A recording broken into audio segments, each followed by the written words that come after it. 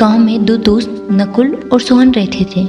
नकुल बहुत धार्मिक था और भगवान को बहुत मानता था। सोहन बहुत मेहनती था।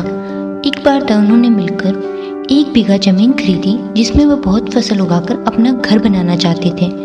सोहन तो खेत में बहुत मेहनत करता था, लेकिन नकुल कुछ काम नहीं करता था, बस मंदिर में जाकर भगवान से अच्छी फसल के लिए प्रार्थना करता था।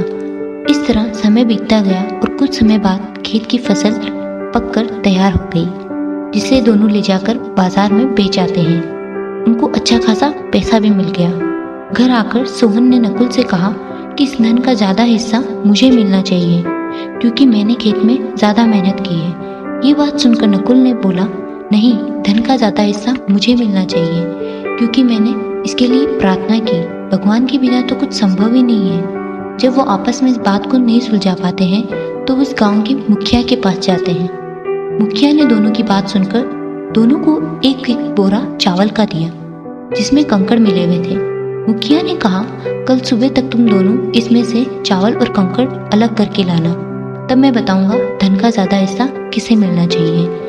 तो दोनों चावल की बोरी लेकर चले जाते हैं। दोनों चावल की बोरी लेकर चले गए। सोहन ने रात भर जाकर चावल में से कंकड़ अलग किए और नकुल ने चावल की बोरी ले जाकर मंदिर में रख दी और प्रार्थना करने लगा।